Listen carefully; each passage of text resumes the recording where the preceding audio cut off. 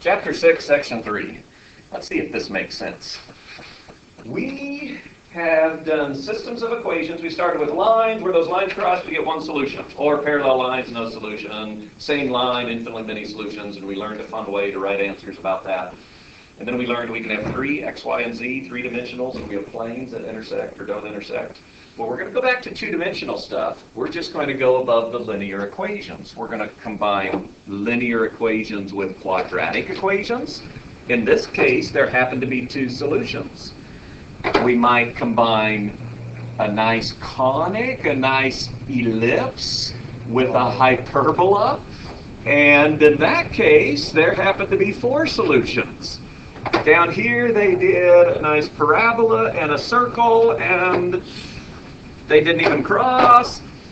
When we go up to second degree systems of equations, we may have 0 answers. That's one possibility because they never intersect. We may have 1 answer. It just sits in one place. We may have 2 answers. We may have 3 answers. We may have 4 answers. That's as many solutions as we can get, depending on whether those graphs intersect 0, 1, 2, 3, or 4 times. Solve a linear system. We're going to be using our substitution or elimination. Those are our 2 methods. We're just going to have some second degree equations. If they mix first degree and second degree like this, do substitution. That's the best way to do it. They even have solved for the y on this one. So I'm just going to substitute it into the second equation. 3x minus our y, x squared minus x minus 1, equals 4. So 3x minus x squared plus x plus 1 equals 4. Now I'm trying to solve this. Can you tell me what I want to do now? I want like terms together. Any other goal I'm going to get to besides putting like terms together? And make it equal to 0 is what I want it to do. Now let me actually write this 0 on the left side for a minute. I'm going to move my negative x squared to that side to make it a positive x squared. Now 3x and 1x make 4x, which I'm going to move over, negative 4x. There's a 1, which I'm going to move over. 4 minus 1 is 3. I'd like to have my squared term positive. So we can now do what? Factor. Does it factor?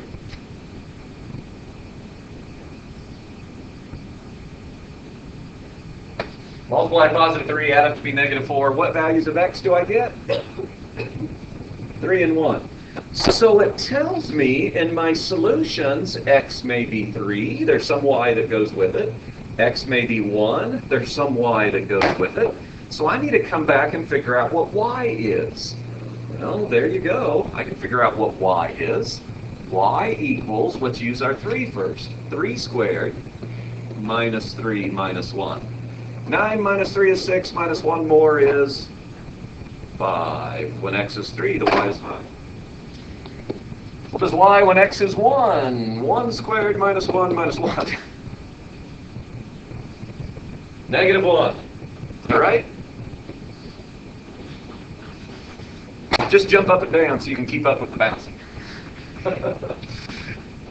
Now I want to go back. I wonder what this graph was like. What shape is that first equation? X squared minus x minus 1. Parabola. What shape is this second equation?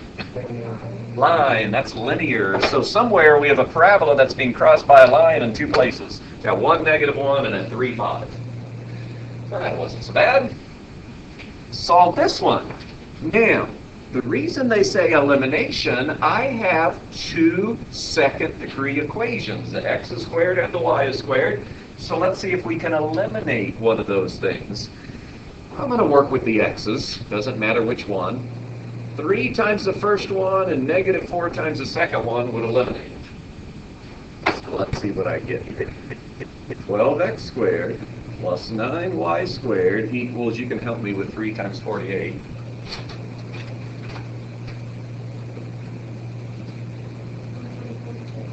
140, how much? 144. Negative 12x squared minus 8y squared equals. So when I add those together, the x squared terms are gone. 9 minus 8, that's 1y squared equals 4. So what is y? Plus or minus 2. Plus or minus 2. Now that happened to give me y. Y can be a positive 2, or y can be a negative 2. So I need to substitute a y value of 2 back into one of these. I'll pick the second one, doesn't matter. 3x squared plus 2 times my y, which I'm choosing a 2 this time, 2 squared equals 35. So let's see, 3x squared, what's that? 4 and 2 is 8. What's 35 minus 8? Divided by 3. X is, careful, plus or minus 3. When I have a positive 2 in the y, I can have a positive or a negative 3. We'll come back and separate this in a minute.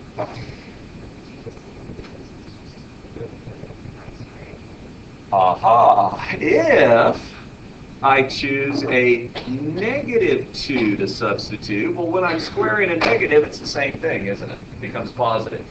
And I get the same set of answers, a plus or minus 3. Now, there are 4 solutions here. We're going to write them out. I can have a positive 3, comma 2. I can have a negative 3, comma 2. I can have a positive 3, comma negative 2, and a negative 3, comma negative 2. What shapes are these? Don't cheat and look in the book.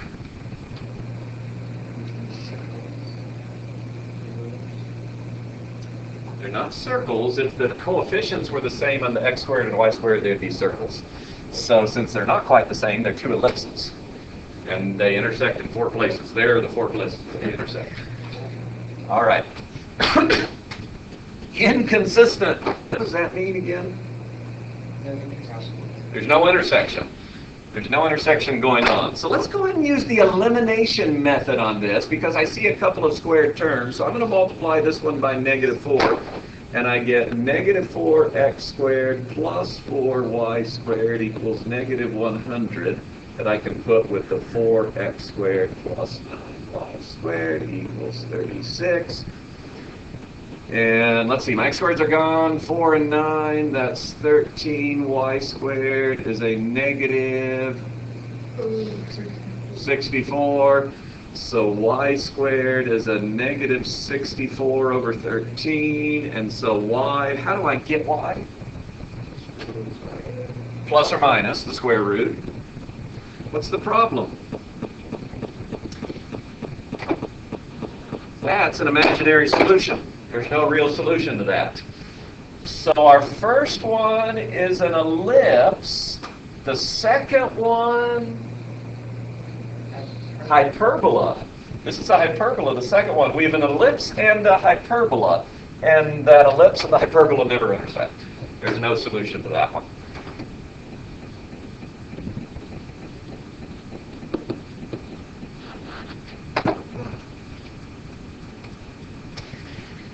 So how about this?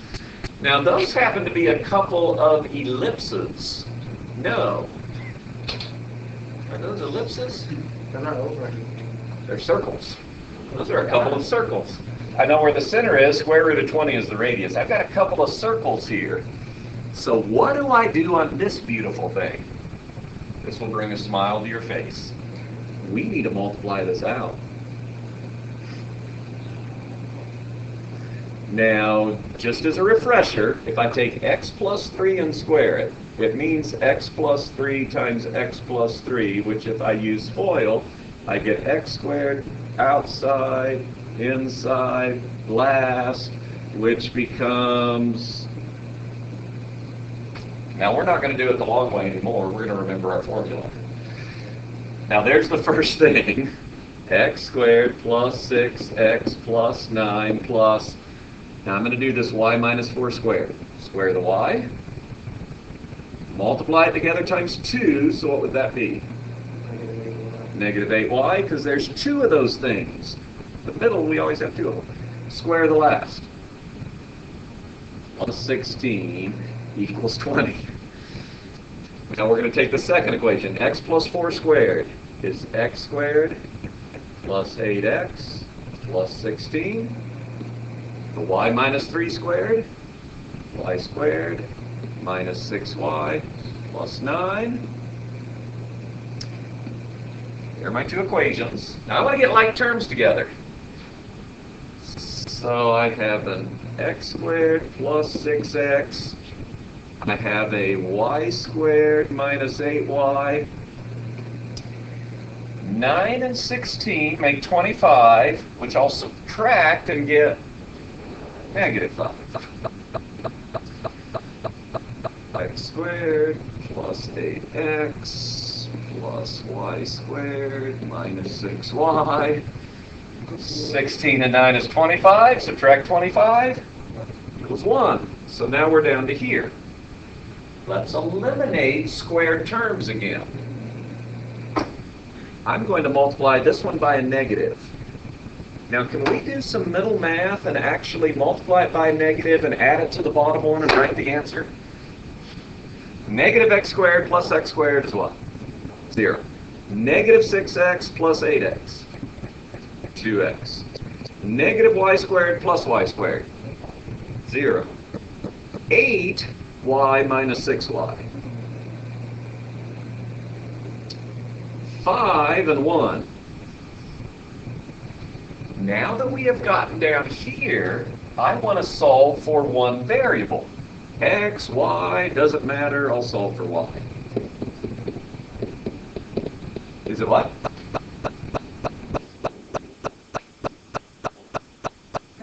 I had a negative times a negative 5 makes a positive 5 plus 1 makes 6. Divide by 2. There is the first useful thing. We know what y is. And since I know what y is, I can come back and substitute in one of the other equations, and I'll be able to figure out what x is. Now, I wouldn't go all the way to the top. I'm going to come to this equation right here. I just need an equation that has both x and y. I can't put it back in itself. Don't put it back in itself.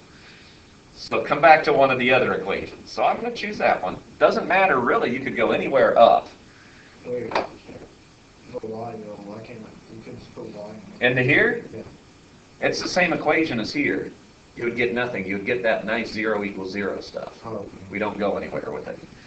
So x squared plus 8x plus y squared, negative x plus 3 squared, minus 6y, negative x plus 3, equals 1. There is only x's. Theory says we can solve this. So that's negative x. Oh, I need to square that, don't I? I need to square this. Can you help me out? X squared.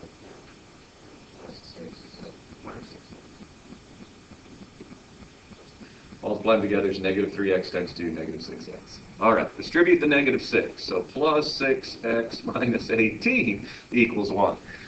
Do you know what I want to do with that now? Like terms together and set it equal to 0. This is just a quadratic. X squared and x squared are 2x squared. Minus 6x plus 6x? They're gone, so all I have is plus 8x. 9 minus 18 is negative 9, so I'm going to add that. Oh, no, negative 9. Let me do that. I want to set it equal to 0, so I need to subtract 1. 2x squared plus 8x minus 10 equals 0. See what I can do next? Factor out that 2. X squared plus 4x minus 5.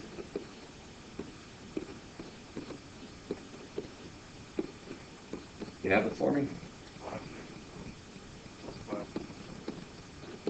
So x can be X can be a -5. X can be a 1. How can I get my Y's?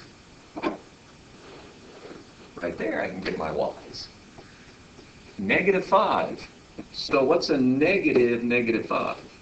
5. Plus 3 is 1. What's a -1 plus 3?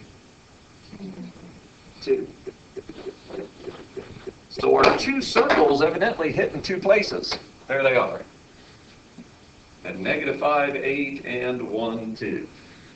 So what did we do here? I first had to multiply it all out. So I got this first set all multiplied out. Then I eliminated a squared term. And when we eliminated a squared term, I solved for one variable. Then I could put that back up into one of these, and I have my first answer. And then your second answers come back. That is fun. The screen of a plasma television has a diagonal of 63 inches, which of course is how they advertise it. They say it's a 63-inch television because that's the biggest measurement they can take, right, Sarah? The ratio of the width of the screen, X, the width of the screen, X, to the height of the screen, Y, happens to be 16 to 9. X to Y is in the ratio of 16 to 9. Find the width and the height of the screen and round to the nearest tenth of an inch. Well, that's one equation. I could even cross multiply and get 9x equals 16y, but I need another equation somewhere. Look at the picture. How can I get another equation? Any ideas?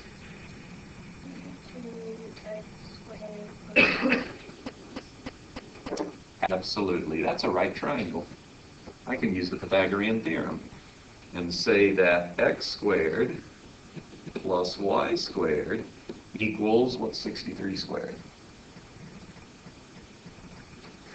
Big number. That always works on the test. It's a big number. 3,969.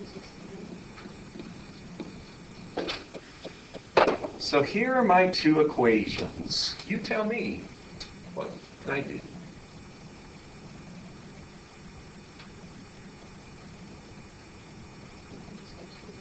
Substitute. I can't eliminate because I have squared terms in one of them and first power terms in the other. I can't eliminate, but I can substitute. Let's solve for x. X equals 16/9 y. So that is going to be useful. X squared, 16/9 y squared plus y squared equals 39/69. So help me out. I need to square that 16/9. It's something over 81. I don't know what 16 squared is off the top of my head. 256.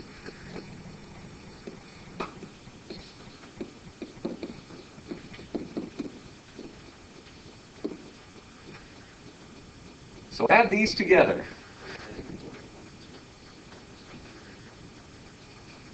But you can take 256 plus 81, because 81 over 81 is what? What's 256 plus 81? 337? We have 337 over 81 y squared equals 39/69. Now what do we do? Multiply by that reciprocal. Give me a fraction if it's a fraction. Or maybe don't give me a fraction. You can go ahead and give me a decimal. This is an application of a television screen. They're going to go to decimals. Or does it come out to be an integer? I don't know. Maybe it comes out to be an integer. 39/69 times 81 divided by 337. 53.97. Yes? All right. Now what do I do? Square root. Now I'm not going to say plus or minus this time because this is the length of a television. We're not going to have any negatives. 30.89? We'll even call it 30.9. I want to know what x is? No problem. What's 16/9 times that 30.89?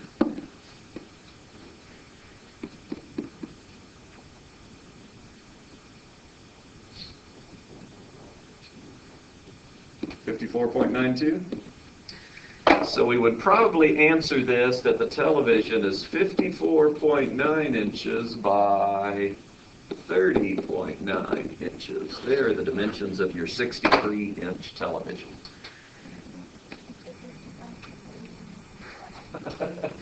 Why couldn't they? I don't know. Your turn.